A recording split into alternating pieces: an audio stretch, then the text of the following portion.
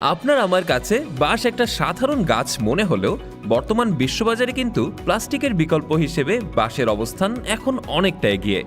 বাঁশ দিয়ে চামচ, টুথব্রাশ, কাঁটা চামচ কিংবা চপস্টিকের মতো নান্দনিক সব শিল্পকর্ম কিভাবে বিশ্ব অর্থনীতিকে আরও কয়েক ধাপ এগিয়ে নিচ্ছে সেটাই দেখবেন আজ পুরো ভিডিও জুড়ে। বাঁশ এখন আর শুধুই কুটির শিল্প নয়, এটি বিশ্বজুড়ে প্রায় $60 বিলিয়ন এক বিশাল বাজার। কনজিউমার পণ্য, নির্মাণ, আসবাবপত্র, কাগজ, এমনকি টেক্সটাইল শিল্পেও এর চাহিদা দ্রুত গতিতে বাড়ছে। এশিয়ার অনেক দেশে, বিশেষ করে চীনে, বাঁশ শুধু গ্রামীণ অর্থনীতিকেই মজবুত করছে না, বরং পরিবেশ সুরক্ষার সার্কুলার ইকোনমি বা পুনর্ব্যবহারযোগ্য অর্থনীতিতে কেন্দ্রীয় ভূমিকা রাখছে।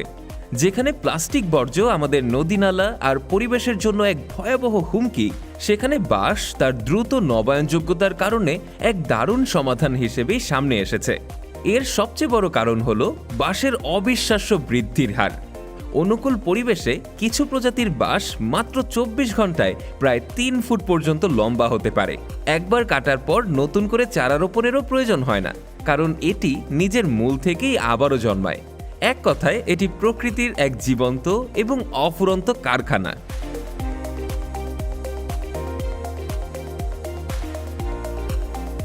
বাঁশ সংগ্রহ ও বাছাই টেকসই কৃষির সবুজ সোনা বলা হলেও দুর্গম পাহাড়ি ঢাল এবং পাথুরে জমিতে বাঁশ সংগ্রহ করা আজও এক কঠিন কাজ। সেখানে আধুনিক যন্ত্র পৌঁছাতে পারে না, তাই কৃষকরা প্রজন্মের পর প্রজন্ম ধরে চলে আসা ঐতিহ্যবাহী পদ্ধতিতে একটি বাঁকানো কাজ অন্যান্য সামগ্রী তৈরি।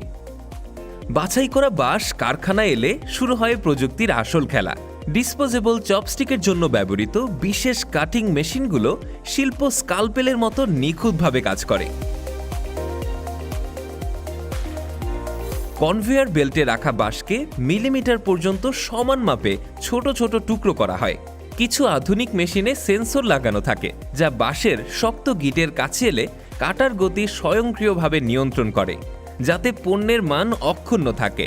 কাটার পরেই বাঁশের টুকরোগুলোকে মসৃণ করার জন্য উচ্চ গতির ড্রাম সেন্ডারে পাঠানো হয়।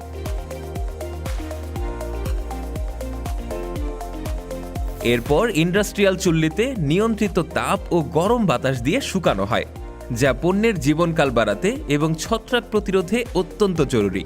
সবশেষে রোবোটিক নির্ভুলতার সাথে চপস্টিকগুলো জোড়া করে বায়োডিগ্রেডেবল কাগজে মোড়ানো হয়।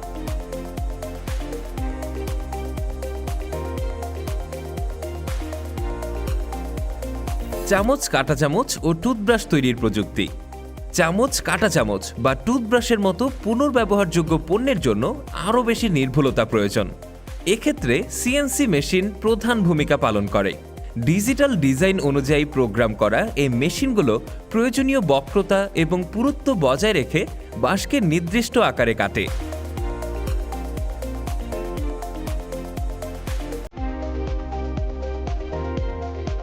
প্রাথমিক আকৃতি দেওয়ার পর নরম রাবারের উপর বসানো স্যান্ড পেপার দিয়ে মসৃণ করা হয়, যাতে পণ্যের ধারগুলো নিখুঁত এবং ফাটলমুক্ত থাকে। টুথব্রাশের ব্রিসলের জন্য ছোট সিএনসি টুল দিয়ে অত্যন্ত সূক্ষ্মভাবে ছিদ্র করা হয়। সবশেষে উচ্চ গতির ফ্যাব্রিক চাকা দিয়ে পলিশ করে একটি রেশমি ফিনিশ দেওয়া হয়। এরপর রোবোটিক আর্ম দিয়ে আকার অনুযায়ী সাজিয়ে ওজন করে বারকোড স্ক্যান করে প্যাকেজিং করা হয়, যা টেকসই উৎপাদনে পেশাদারিত্বের ছাপ রাখে।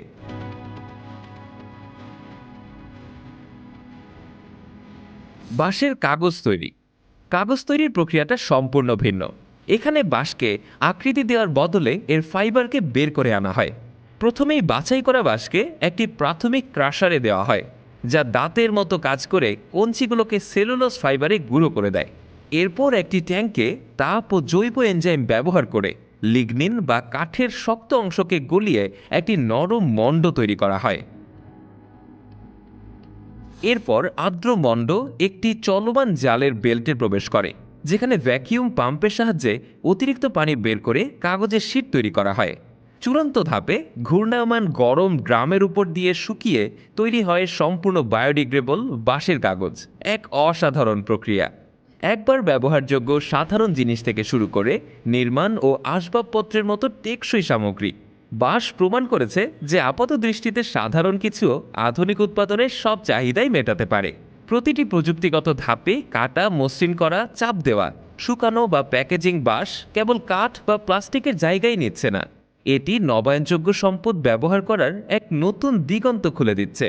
আপনার কি মনে হয়, আমাদের পরিবেশ এবং শিল্পের জন্য বাঁশ কি সঠিক পথ হতে পারে? কমেন্টে আপনার মূল্যবান মতামত জানান।